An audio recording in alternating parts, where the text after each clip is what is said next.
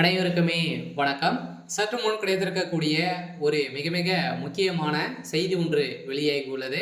சற்று முன் நீதிமன்றம் வழங்கிய தீர்ப்பு விஜய்க்கு அடித்த அதிர்ஷ்டம். இது மாதிரி செய்திகள் வெளியே இருக்கு. அதிரடியாக இன்று கரூர் வழக்கின் அடிப்படையில் உச்சநீதிமன்றம் இன்று அதிரடியாக இதற்கு தீர்ப்பு வழங்க போறாங்க. இந்த தீர்ப்பின் அடிப்படையில் அதிரடியாக விஜய் அவர்களுக்கு ஒரு மிகப்பெரிய அதிர்ஷ்டம் சொடிச்சிருக்கு. இதுக்கு மேலே விஜய் அவர்கள் பிரச்சாரத்தில் ஈடுபடலாம். இதற்கு காரணம் விஜய் அவர்கள் செய்யல.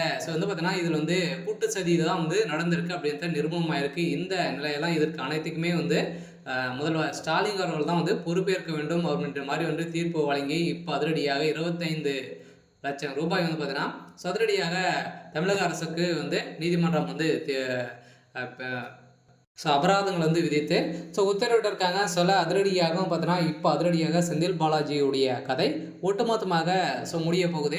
இதை பற்றி இந்த வீடியோவில் நம்ம முழுமையாக பார்க்கலாம். அதுக்கு முன்னாடி நம்ம சேனலுக்கு இப்போ தான் நீங்கள் முதல் முறையாக வந்திருக்கீங்க அப்படின்னா மறக்காமல் நம்மளுடைய சேனலை சப்ஸ்கிரைப் பண்ணி சப்போர்ட் பண்ணுங்கள். வாங்க வீடியோக்குள்ளே போகலாம். அதிரடியாக கரூர் வழக்கில் அதிரடியாக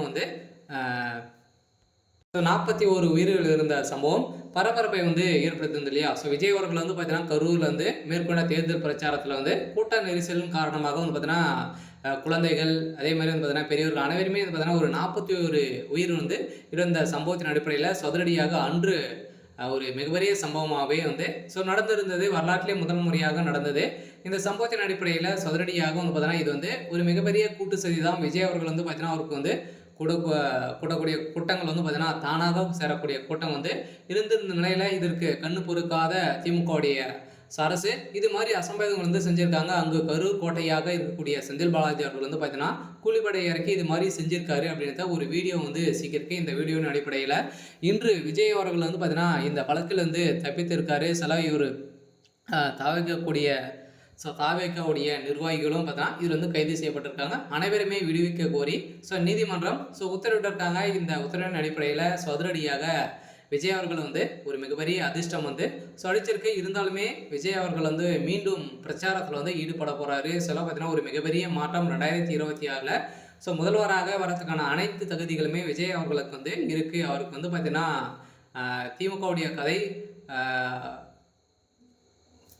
முடியக்கூடிய அளவுக்கு இவர்கிட்ட அனைத்து திறமையும் இருக்குது அப்படிங்கிற மாதிரி நீதிமன்றம் தீர்ப்பு வழங்கியிருக்காங்க. ஏற்கனவே நீதிபதி அவர்கள் அதிரடியாக செந்தில்குமார் அவர்கள் விஜய் அவர்களுக்கு தலைமை பண்பே அவர்கிட்ட கிடையாது. அவர் எப்படி பிரச்சாரத்தில் ஈடுபட போகிறார், அவர் எதனால் கட்சி ஆரம்பிச்சிருக்காங்க அப்படின்ற மாதிரி நிறைய வாதங்கள்லாம் ஏற்பட்ட நிலையில் தான் இன்று அதிரடியாக விஜய் அவர்களுக்கு அடித்த ஒரு மிகப்பெரிய அதிர்ஷ்டம் அடிச்சிருக்கு. இருந்தாலுமே என்ன நடக்க போகுது அப்படின்றத வெயிட் பண்ணி பார்க்கலாம். இது மாதிரி செய்திகளை தெரிஞ்சுக்கணும் அப்படின்னா மறக்காமல் நம்முடைய சேனலை சப்ஸ்கிரைப் பண்ணி சப்போர்ட் பண்ணுங்கள். தேங்க்யூ.